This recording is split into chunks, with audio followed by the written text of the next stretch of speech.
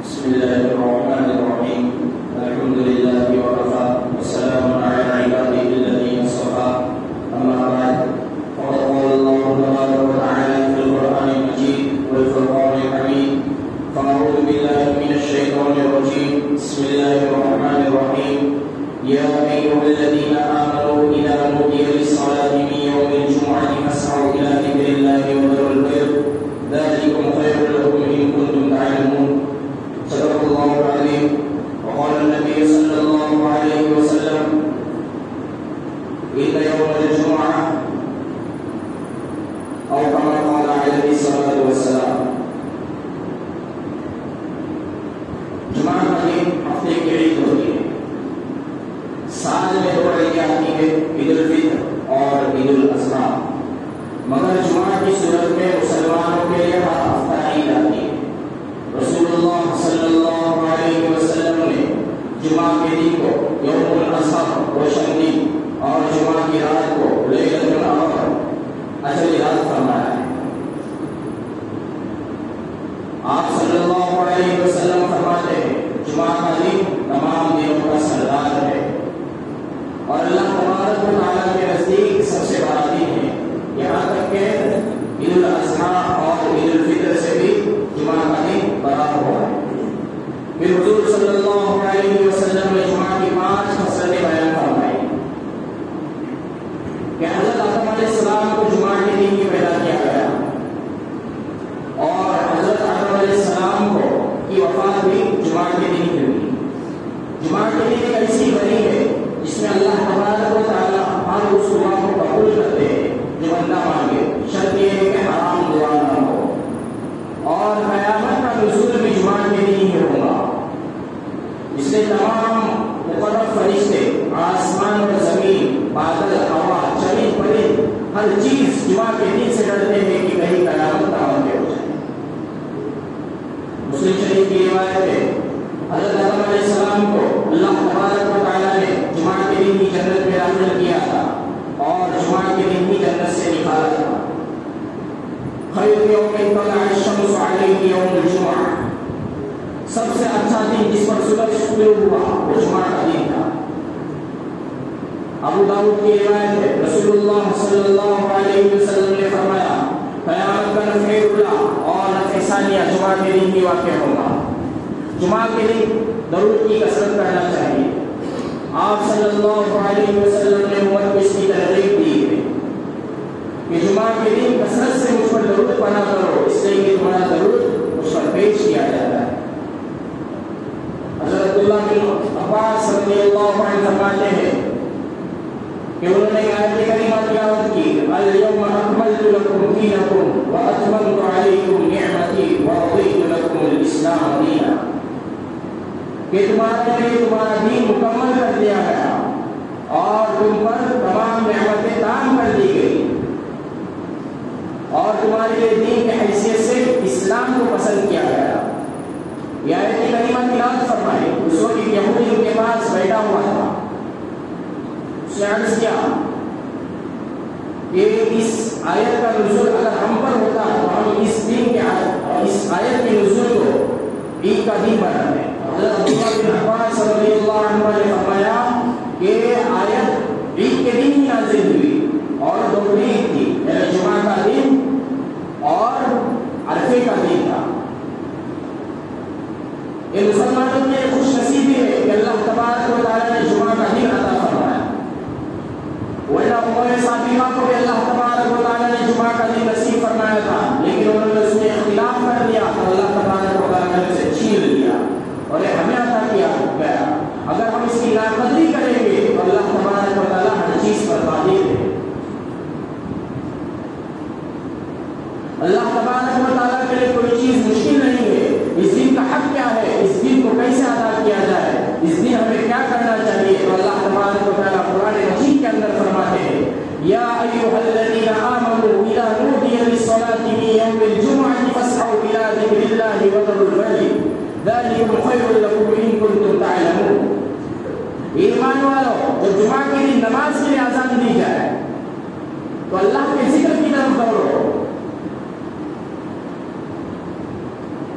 اور خرید و فروخت کو تمہارے لیے بہتر ہے اگر تم جانتے ہو. ہمارا حال کیا ہے؟ آرام سے آتے ہیں جمعہ کا دن. اپنے بزرگوں سے پوچھ لیجئے جو جمعہ کی اہمیت کو سمجھتے ہیں. اس آیت کریمہ سے پتہ چلتا ہے کہ جمعہ کے دن ہمیں کیا کرنا چاہیے. کہ جمعہ کے دن جمعہ کی نماز کے لیے غسل کرنا چاہیے, عطر وغیرہ صاف ستھرے کپڑے پہننا چاہیے, مسجد میں آنا چاہیے.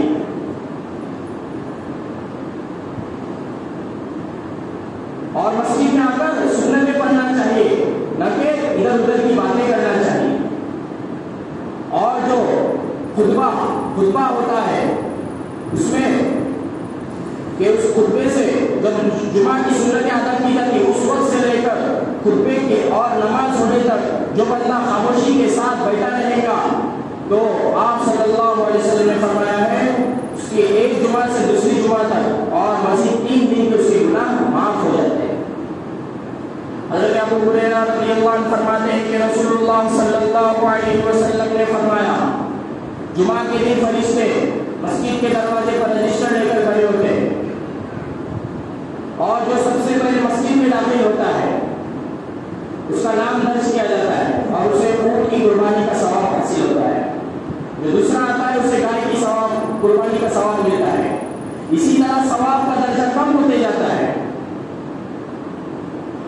مینڈا, بکری, مرغی آخر میں آنے والے کو انڈا صدقہ کرنے کا ثواب ملتا ہے. یہ ثواب کا سلسلہ اس وقت تک شروع ہوتا ہے جب تک خطبہ شروع نہیں ہوتا. جب خطبہ شروع ہو گیا تو صحفهم ويستمعون الذکر, فرشتے اپنا رجسٹر بند کر دیتے ہیں اور جو بعد میں آتا ہے اس کا نام رجسٹر میں درج نہیں ہوتا. یہ احادیث مبارکہ میں آپ صلی اللہ علیہ وسلم نے فرمایا ہے جو شخص جمعہ کی نماز میں سستی کرتا ہے, کاہلی کرتا ہے, ان کے لیے آپ صلی اللہ علیہ وسلم نے احادیث مبارکہ میں سخت وعیدیں فرمائی. جو شخص بلا عذر 3 جمعہ چھوڑ دے اس کے لیے پر اللہ تبارک و تعالیٰ مہر لگا دیتے. ایک دوسری روایت میں ہے کہ اللہ تبارک و تعالیٰ کے یہاں وہ منافقوں کی فہرست میں لکھ دیا جاتا ہے. عبداللہ بن مسعود رضی اللہ عنہ فرماتے ہیں کہ رسول اللہ صلی اللہ علیہ وسلم نے فرمایا میں نے ارادہ کیا ہے کہ ان لوگوں کے گھروں کو آگ لگا دو جو بلا عذر جمعہ میں نہیں آتے, گھروں میں بیٹھے ہوئے رہتے ہیں, اور میں حکم دوں کسی اور کو کہ میری جگہ جمعہ پڑھائے اور میں ان لوگوں کے گھروں کو آگ لگا دوں. ایک دوسری روایت سے پتہ چلتا ہے کہ آپ صلی اللہ علیہ وسلم نے اس طرح نہیں کیا. کیوں نہیں کیا؟ کہ گھروں میں بچے اور عورتیں بھی تھے کہ گنہگاروں کے ساتھ بے گناہ بھی جل جائیں گے, اس لیے نبی کریم صلی اللہ علیہ وسلم کو خدشہ تھا. آج ہمارا حال یہ ہے کہ ہم جمعہ میں آرام سے آتے ہیں, نہ کہ مسجد کی طرف بڑھتے ہیں بلکہ ہم باہر آرام سے کھڑے رہتے ہیں. ہمارے نزدیک یہ اہمیت ہے جمعہ کی.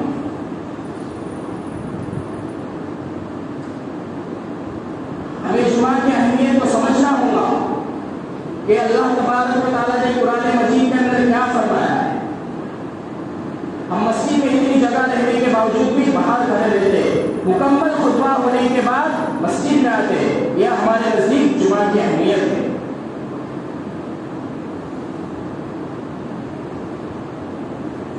اور زمانہ بے حیائی اور بے شعور آج ترقی کے عروج پر ہے. کہ حضرت انس بن مالک رضی اللہ عنہ فرماتے ہیں کہ رسول اللہ صلی اللہ علیہ وسلم نے فرمایا بے شک ہر چیز کی ایک خاص خصلت ہوتی ہے, فطرت ہوتی ہے, مزاج ہوتی ہے, اور دین کی فطرت حیا ہے. حیا جسے آج ویلنٹائن ڈے کے نام سے یاد کیا جاتا ہے. 14 فروری اللہ تبارک و تعالیٰ قرآن مجید کے اندر فرماتے ہیں وَقَرْنَ فِي بُيُوتِكُنَّ وَلَا تَبَرَّجْنَ تَبَرُّجَ الْجَاهِلِيَّةِ الْأُولَىٰ. کیا حکم دے رہے اس میں اللہ تبارک و تعالیٰ؟ عورتوں کو حکم دے رہے کہ اپنے گھروں میں رہو اور زمانے جاہلیت کی پرانی رواج کو نہ اختیار کرو, ویلنٹائن ڈے نہ مناؤ. لیکن ہمارا حال کیا ہے؟ ویلنٹائن ڈے عذاب خداوندی کو دعوت دینا ہے۔ یاد رکھیے جو ایمان میں اسلام میں بے حیائی شروع کرنا چاہتا ہے تو اس کے لیے دردناک عذاب ہے دنیا اور آخرت میں۔ ہمیں اس سے بچنا ہوگا۔ جس اسلام نے عورت کو اتنا مقام و مرتبہ عطا کیا، اتنی عزت دی، کسی دوسرے مذہب میں عورت کو اتنی عزت نہیں دی۔ زمانے جاہلیت میں عورتوں کو زندہ درگور کیا جاتا تھا، لیکن آج اسلام نے عورت کو مقام عطا کیا ہے جو کسی مذہب نے عطا نہیں کیا۔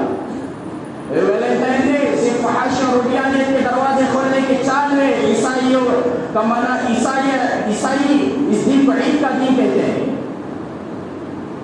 رسول اللہ صلی اللہ علیہ وسلم نے ہر جگہ پر ہماری تنبیہ فرمائی ہے، من تشبہ بقوم فہو منہم، جو کسی قوم کی مشابہت اختیار کرے وہ ہم میں سے نہیں۔ تو ہمیں ان تمام چیزوں سے بچنا ہوگا، اپنے اعمال کو درست کرنا ہوگا، ہمیں ان تمام چیزوں کو چھوڑنا ہوگا، ورنہ کہیں ایسا نہ ہو جائے کہ ہم نیک اعمال کرتے کرتے اپنے ایمان سے ہاتھ دھو بیٹھیں۔ موجودہ حالات میں آج ایمان کا بہت بڑا مسئلہ ہے کہ ہر طرف فحاشیت اور عریانیت عام ہے۔ کہ اس موجودہ حالات میں ہمیں اپنے ایمان کو بچانا ہوگا۔ اگر ہم نے اس دنیا سے اپنے ایمان کو بچا کر لیں گے تو ہماری زندگی کامیاب ہے، ورنہ یہ زندگی کچھ کام نہیں آئے گی۔ ہمیں ان تمام چیزوں کو سمجھنا ہوگا کہ شریعت نے شریعت اس کی بالکل اجازت نہیں دیتی، شریعت نے تو سراسر حرام قرار دیا ہے اسے۔ ہمیں ان تمام چیزوں سے بچنا ہوگا اور اپنے اعمال کو درست کرنا ہوگا۔ اگر ہم اپنے اعمال کو درست نہیں کریں گے تو بہت پچھتانا ہوگا، بہت پچھتانا ہوگا۔ یہ زندگی کچھ کام نہیں آئے گی، مہلت مانگیں گے پھر بھی مہلت نہیں ملے گی۔ یہ دنیا اللہ تبارک و تعالیٰ نے اپنی عبادت کے لیے بنائی ہے، ہمیں موقع دیا ہے اپنی عبادت کے لیے، نہ کہ فحاشیت اور عریانیت کی تمام چیزوں کو عام کرنے کے لیے۔ ہمیں ان تمام چیزوں سے بچنا چاہیے، اور جمعہ کی خصوصیات میں آپ صلی اللہ علیہ وسلم نے جو سخت وعیدیں بتائی ہے، ہمیں ان تمام چیزوں سے بچنا ہوگا اور ہمیں جمعہ کی اہمیت کو سمجھنا ہوگا۔ اللہ تبارک و تعالیٰ مجھے اور آپ کو ان تمام کہی ہوئی باتوں پر عمل کرنے کی توفیق عطا فرمائے۔